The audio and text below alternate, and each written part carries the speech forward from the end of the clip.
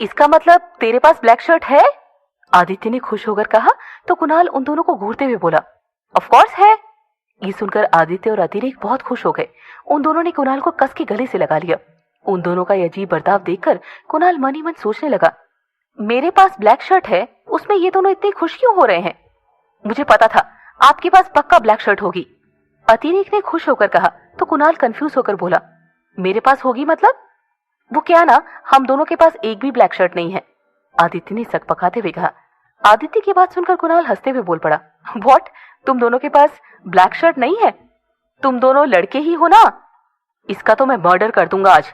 आदित्य गुस्से में बड़बड़ाया तो अतिरेक धीमी आवाज में फुसफुसाया, शांति भैया शांति। हाँ नहीं है, और तुझे पता है क्यों नहीं है? क्योंकि मेरा बैग उस इडियट कृति ने पैक किया था। आदित्य ने गुस्से में चिल्लाया तो कुणाल उसकी तरफ उंगली दिखाते हुए बोला, ओए, खुद की गलती बेचारी कृति पर मत थोप, वो तो बेचारी कितनी मासूम है। हाँ हाँ, तुझे तो मासूम ही लगेगी, जब तेरे बैग में वो पिंक और पर्पल शर्ट डालेगी ना, तब पता चलेगा तुझे। आदित्य ने चिढ़कर कहा। हाय, तो मैं कब से इंतजार कर रहा हूं उस दिन का। कुणाल मुस्कुराते हुए बोला, ओए मजनू, तेरा हो गया हो तो हमारी मदद करेगा अब? आदित्य ने कहा तो कुणाल मुंह बनाते हुए बोला, ऐसे मदद मांगेगा तो बिल्कुल नहीं करूंगा। ओ गॉड, आप लोग प्लीज लड़ना बंद करो, वरना वहां पार्टी शुरू होकर खत्म भी हो जाएगी, हम तीनों लड़ते ही रह जाएंगे। अतिरेक ने झल्ला कर कहा, ठीक है, तू इतना कह रहा है तो मैं हेल्प कर देता हूँ। वैसे भी मैं तुम दोनों के जैसा नहीं हूँ, मेरे पास तो पक्का ढेर सारी ब्लैक शर्ट होगी। ये कहकर कुणाल ने इतराते हुए अपना बैग खोला, पर उसके बैग में सिर्फ एक ही ब्लैक शर्ट निकली। ये देखकर आदित्य उसे घूरते हुए बोला, क्या कह रहा था तू?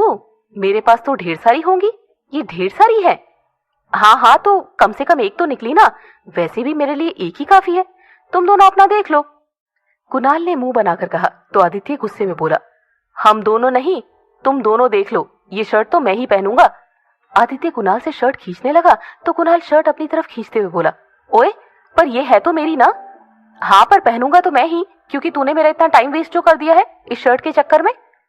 आदित्य ने फिर से अपनी तरफ शर्ट खींचते हुए कहा, अरे आप दोनों बड़े हो, आप दोनों तो कुछ भी पहन लोगे चलेगा, प्लीज मुझे शर्ट पहनने दो। ये कहकर अतिरेक ने भी शर्ट अपनी तरफ खींची। सॉरी यार, पर इस बार मैं तेरी कोई मदद नहीं कर सकता, क्योंकि ये शर्ट तो मैं ही पहनूंगा। ये कहकर आदित्य ने फिर से शर्ट अपनी तरफ खींची। नहीं, ये शर्ट मैं ही पहनूंगा। ये कहते हुए कुणाल ने भी शर्ट अपनी तरफ खींची। तीनों की इस खींचातानी से कुछ ही मिनट में शर्ट के 3 टुकड़े हो गए। शर्ट फटते ही कुणाल उन दोनों को गुस्से में घूरने लगा। वो दोनों भी मन ही मन सोचने लगे, अब भागने में ही भलाई है। इससे पहले कुणाल कुछ कहता, आदित्य उसकी तरफ शर्ट फेंकते हुए बोला, ले तू ही पहन ले। अब तो कुणाल को बहुत तेज गुस्सा आ गया। वो आदित्य को सुनाने ही वाला था कि तभी अतिरेक बोल पड़ा, भैया, हम ऑलरेडी बेवकूफी करके बहुत टाइम और एनर्जी खराब कर चुके हैं, बेहतर होगा कि हम सब मिलकर कोई रास्ता खोजें। अब क्या रास्ता है? एक ही तो रास्ता था, वो भी तुम दोनों ने बंद कर दिया। कुणाल ने गुस्से में कहा तो अतिरेक कुछ सोचते हुए बोला, ऋषि भैया। ऋषि का नाम सुनते ही तीनों के चेहरे पर मुस्कान आ गई। आदित्य कुणाल को छेड़ने के लिए मुंह बनाते हुए बोला, तू ये आइडिया पहले नहीं दे सकता था, खामखा इसके पास आकर टाइम वेस्ट करवा दिया। तू तो चुप ही कर, एक तो मेरी शर्ट फाड़ दी, ऊपर से बकवास कर रहा है।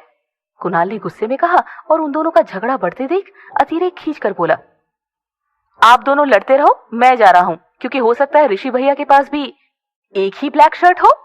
ये कहते हुए अतिरेक वहां से भाग गया और कुणाल कुछ सोचते हुए बोला, यार वैसे इसकी बात में पॉइंट तो है। अच्छा, तो यहाँ खड़ा क्यों है, भागना। आदित्य ने मुंह बनाकर कहा और फिर वो दोनों भी भागते हुए वहां से निकल गए और ऋषि का कमरा ढूंढने लगे। एक तरफ अतिरेक ऋषि का कमरा ढूंढते हुए बड़बड़ाए जा रहा था, यार इतने सारे कमरे हैं यहाँ पर, अब ऋषि भैया का कमरा कौन सा है, ये कैसे पता करूं।